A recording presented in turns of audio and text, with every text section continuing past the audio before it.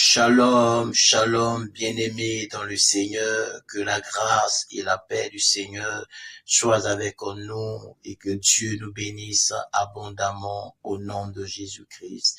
Je suis le pasteur Athanase pour le pain quotidien. Et ce matin, je voudrais bénir le nom du Seigneur. Permettez-moi de prendre une minute et de bénir le nom du Seigneur pour ses faits, pour sa fidélité. Parce que ce jour est un jour de grâce. Ce jour est un jour de bénédiction. Ce jour est un jour de célébration. Nous sommes aujourd'hui au 30 décembre 2024.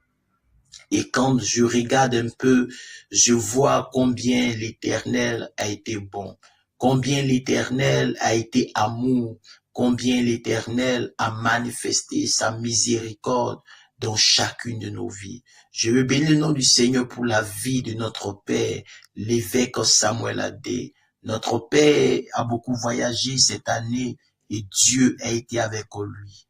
Nous bénissons le nom du Seigneur pour sa vie. Pour Maman Adassa, nous bénissons le nom du Seigneur pour la vie du docteur Franck et de tous ces enseignements donnés sur cette plateforme. Je veux être reconnaissant à Dieu pour la vie du pasteur Nathan depuis Paris, pour le travail excellent. Que Dieu bénisse son serviteur. Que Dieu bénisse sa servante, pasteur Versiane. Je suis reconnaissant à Dieu pour la vie du pasteur Méchac. Je bénis le nom du Seigneur pour le peuple Réhobot de Paris. Je bénis le nom du Seigneur également, permettez-moi, pour la vie de tous les pasteurs de l'église Réhobot du siège ici à Abidjan, pour la vie de chacun d'entre eux. Je bénis le nom du Seigneur pour la vie des pasteurs de Yopougon. Nous voulons honorer Dieu de ce qui nous a permis de traverser 2024 et d'entrer en 2025. C'est une grâce et nous voulons bénir son nom. Nous avons été nourris par tous ces différents hommes de Dieu. À Dieu soit la gloire et la louange. Merci au Seigneur, au nom de Jésus-Christ. Alors, notre thème du mois est les promesses de l'Éternel. Le thème de la semaine, n'oubliez pas ces promesses. Bien-aimés, c'est important de ne pas oublier les promesses de Dieu. Un homme n'est rien sans les promesses de Dieu.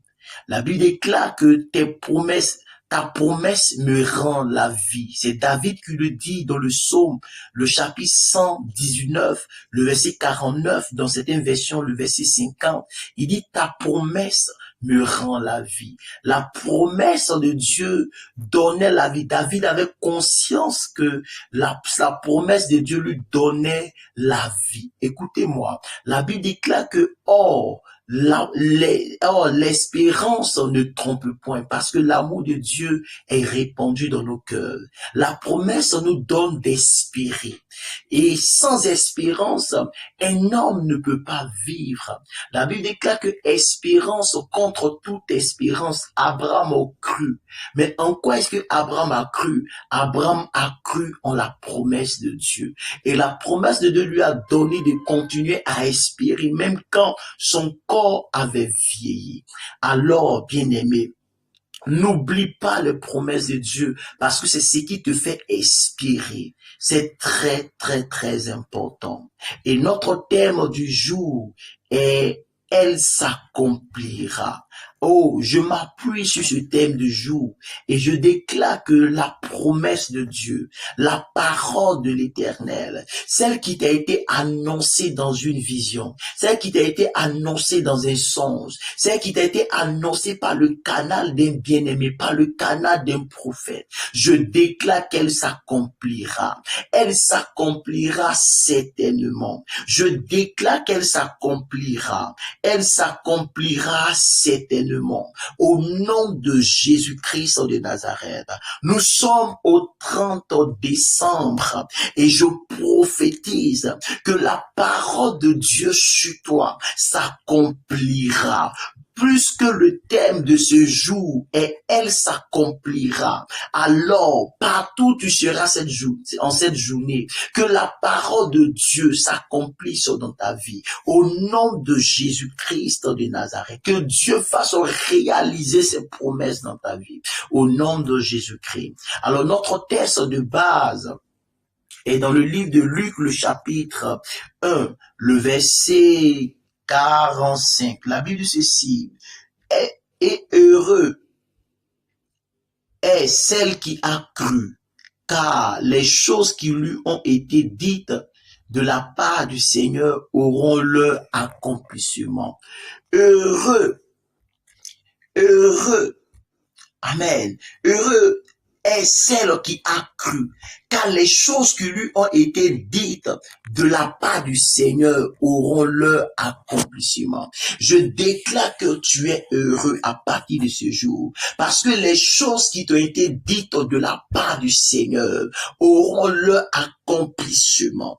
Je déclare au nom de Jésus-Christ, heureux tu es à partir de ce jour, avant même le 31 décembre, je prophétise en déclarant que tu es heureux parce que les choses qui t'ont été dites, pas de la part d'un homme, pas de la part d'une personne quelconque, mais de la part du Seigneur, tu verras l'accomplissement de ces choses au nom de Jésus-Christ de Nazareth et tu seras heureux. Tu rendras témoignage au nom de Jésus-Christ de Nazareth. Heureux parce que ces choses te sont annoncées de la part du Seigneur et elles auront leur accomplissement dans ta vie au nom de Jésus-Christ de Nazareth. Alors je vais te parler de 3 petites choses pour accomplir la parole de l'Éternel ou les promesses de Dieu dans ta vie.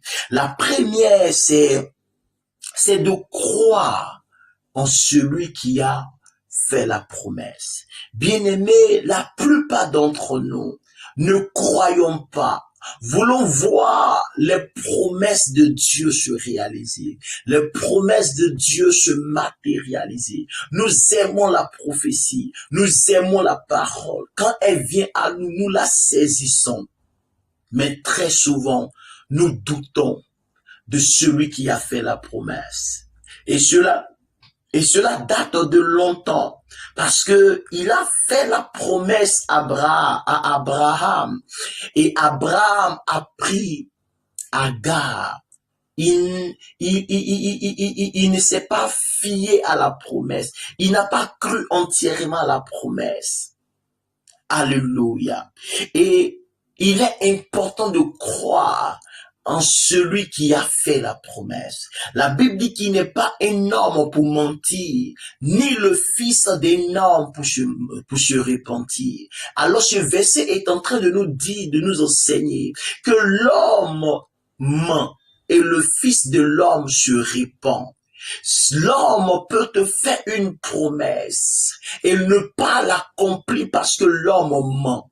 La Bible déclare que si nous disons que nous sommes sans péché, nous sommes menteurs et la vérité de Dieu n'est pas en nous. La Bible nous dit que nous sommes à la base des menteurs et la vérité n'est pas en nous. Donc en réalité, celui qui est juste et qui est capable, celui qui ne ment pas, c'est Dieu. Celui qui ne ment pas, c'est celui qui t'a fait la promesse. Alors je veux te dire en ce 30 décembre, bien-aimé, crois en celui qui t'a fait la promesse. Lui, il ne ment pas. C'est que sa bouche aura annoncé dans ta vie. Sa main l'accomplira certainement. Ne doute pas de celui qui t'a fait la promesse. Si seulement si c'est Dieu, si seulement si c'est le Seigneur qui t'a fait cette promesse, ne doute point. Même si tu as l'impression que l'année est déjà finie, qu'il ne reste que ce jour, qu'il ne reste que la journée du 30e, bien-aimé, crois en celui qui a fait la promesse. La seconde des choses, c'est attendre. Amen. Attendre. Mais il y a aussi l'endroit où il faut attendre. La Bible déclare que lorsque Jésus monte au ciel, en Actes le chapitre 1, le verset 4, la Bible déclare qu'il dit à ses disciples, ne vous éloignez pas de Jérusalem, parce que c'est là que va s'accomplir la promesse. Écoutez-moi, lorsque tu crois en celui qui a fait la promesse, il y a un endroit où tu dois rester pour l'accomplissement de la promesse. C'est à Jérusalem. C'est dans la cité sainte. Pour que la promesse se réalise, tu ne dois pas te retrouver dans n'importe quel endroit, mais tu dois rester dans la cité de Dieu. Tu dois rester dans la présence de Dieu. Lorsque les apôtres sont allés à Jérusalem, qu'ils sont montés dans la chambre haute, ils ont reçu la promesse. Bien-aimés, avant la fin de cette année, avant qu'on entre en 2025, je veux que tu restes dans un lieu saint. Jérusalem, c'est la cité de Dieu. Jérusalem, c'est le lieu saint. Jérusalem, c'est le lieu, la cité de Dieu et le lieu saint. Et tu dois rester dans le lieu saint. Tu dois rester dans la présence de Dieu pour que la promesse, pour que la parole trouve son accomplissement dans ta vie. Au nom de Jésus-Christ de Nazareth. La Bible déclare que car c'est une prophétie dont le temps est fixé, elle marche vers son thème, elle ne mentira pas. Si elle tarde, attends-la. Tu dois attendre la prophétie dans un lieu saint, dans un lieu de prière. Tu dois attendre la prophétie dans la prière. Tu dois invoquer Dieu alors que tu attends l'accomplissement de la prophétie. La troisième des choses que je te donne, c'est en cette fin d'année, réalise tes vœux. Réalise tes vœux, c'est très important. Réaliser son vœu, c'est avoir le biais pour le prochain niveau. C'est avoir le biais pour le prochain niveau, pour la prochaine dimension.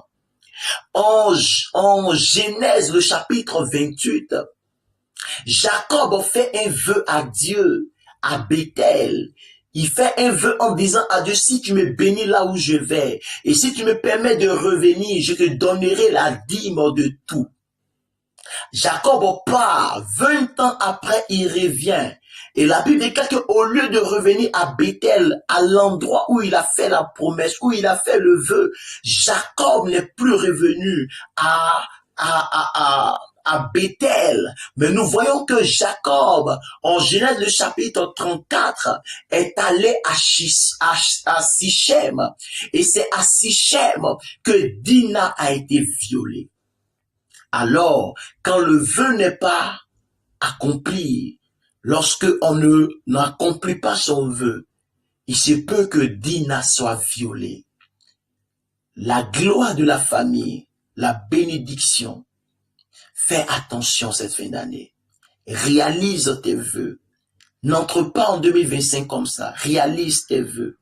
Alors, ce que Dieu a annoncé sur ta vie s'accomplira certainement. Shalom chez vous. Que Dieu nous bénisse. Au nom de Jésus. Amen. Shalom chez vous.